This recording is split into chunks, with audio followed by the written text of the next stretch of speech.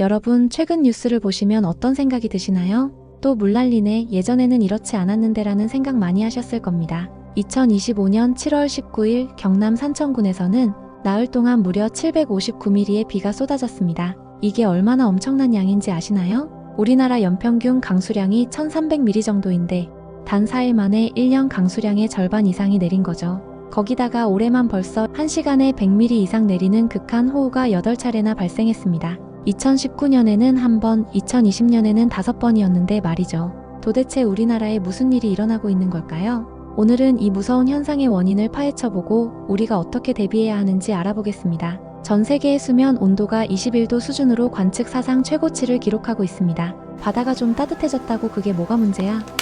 라고 생각하실 수도 있지만 이게 바로 모든 문제의 시작입니다. 지구 기온이 상승하면서 대기 중으로 더 많은 수증기가 증발하게 됩니다. 그리고 따뜻해진 공기는 더 많은 수증기를 머금을 수 있게 되죠.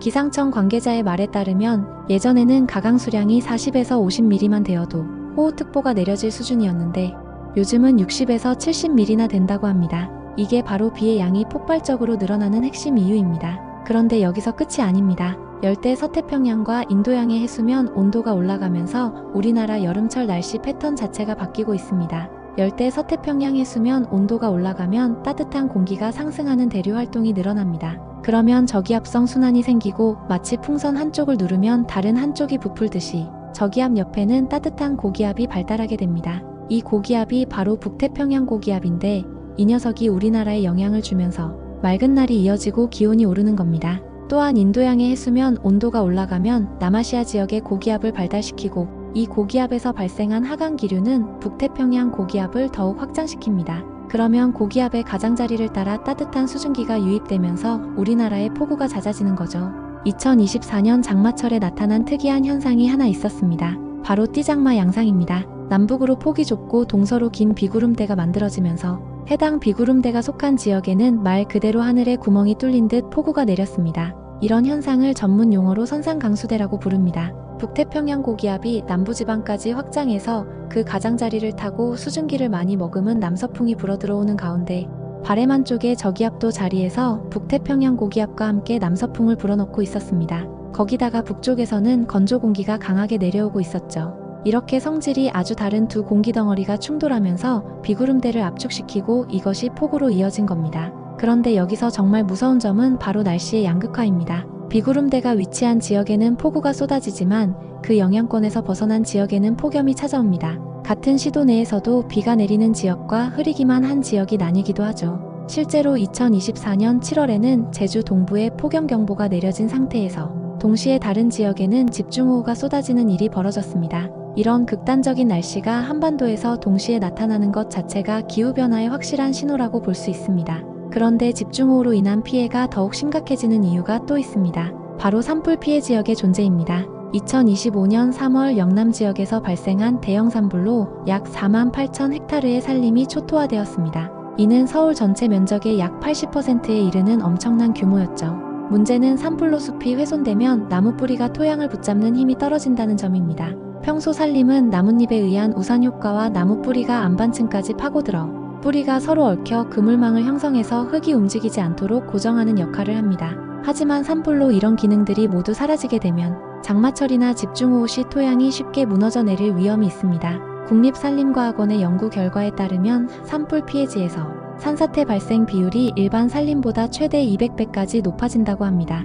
200배라는 숫자가 얼마나 무서운지 아시겠죠? 실제로 2025년 7월 19일 산천군에서 발생한 인명피해도 바로 이런 이유 때문이었습니다. 3월에 산불 피해를 입었던 산천군 시천면에 나흘간 759mm의 폭우가 집중되면서 산사태가 발생했고 이로 인해 1명이 사망하고 3명이 실종되는 비극이 벌어졌습니다. 또한 산불 피해지에서는 토양의 물리적 성질이 약해져서 빗물이 흙에 스며들지 못하고 지표면으로 곧장 흘러 많은 양의 토사량이 발생하기도 합니다. 이렇게 유출된 토사는 인근 하천에 퇴적되어서 호우 시 홍수의 증가로 홍수 피해를 더욱 가중시키게 됩니다. 정부도 이런 심각한 상황을 인지하고 다양한 대책을 내놓고 있습니다. 2025년 5월 환경부에서 발표한 여름철 홍수 대책을 살펴보면 과학기술을 활용한 홍수 위험 신속 인지 시스템을 강화하고 있습니다. 먼저 AI 홍수 예보를 고도화하고 도시 침수 예보 지역을 4개에서 6개로 확대했습니다. 그리고 디지털 트윈 기반 홍수 예측 3D 시뮬레이션을 새롭게 도입했고, 사람과 차량을 자동으로 인식하는 AI CCTV도 도입했습니다.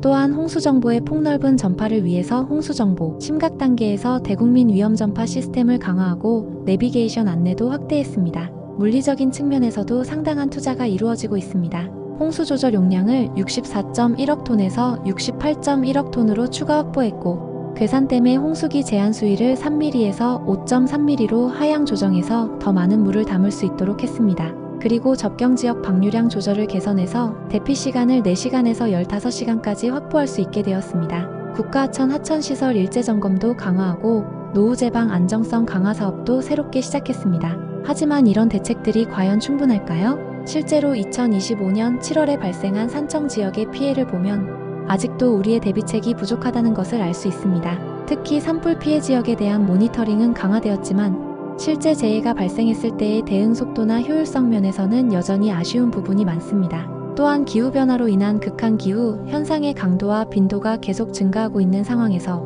현재의 대책만으로는 한계가 있을 수밖에 없습니다. 앞으로의 전망은 어떨까요? 불행히도 상황은 더욱 악화될 것으로 보입니다. 우리 주변 바다 온도가 평년보다 2에서 4도 높기 때문에 태풍이 힘을 잃지 않고 우리나라까지 올라올 가능성이 높아지고 있습니다. 해수 온도가 2024년 3월부터 지금까지 매달 월 평균 기온이 세계 기록을 경신하고 있어서 태풍이 진행해오는 경로의 해수 온도가 역대 최고가 되고 있습니다. 그렇게 되면 태풍의 에너지원인 수증기 증발이 많이 발생하게 되고 더 강력한 태풍이 만들어질 수밖에 없습니다. 또한 계절 변화 패턴도 크게 달라지고 있습니다. 봄과 가을이 점점 짧아지고 여름이 점차 길어져서 강수 기간이 점점 심화되고 있습니다. 이는 남쪽의 고온 다습한 공기와 북쪽의 찬 공기가 만나서 비구름이 크게 발달하여 국지성, 집중호우와 긴 장마로 이어질 수 있다는 것을 의미합니다. 결국 우리가 예전에 경험했던 평범한 날씨는 이제 기대하기 어려운 시대가 되었다고 봐야 합니다. 그렇다면 우리는 어떻게 대비해야 할까요? 먼저 개인 차원에서는 기상정보에 대한 관심을 높여야 합니다. 홍수알림이 앱 같은 정부에서 제공하는 재난정보 시스템을 적극 활용하고 내가 살고 있는 지역의 홍수 위험도를 미리 파악해두는 것이 중요합니다. 또한 집중호우 시 대피 경로와 대피 장소를 미리 확인해두고 비상용품을 준비해두는 것도 필수입니다. 특히 지하주차장이나 반지하 주택에 거주하시는 분들은 더욱 각별한 주의가 필요합니다.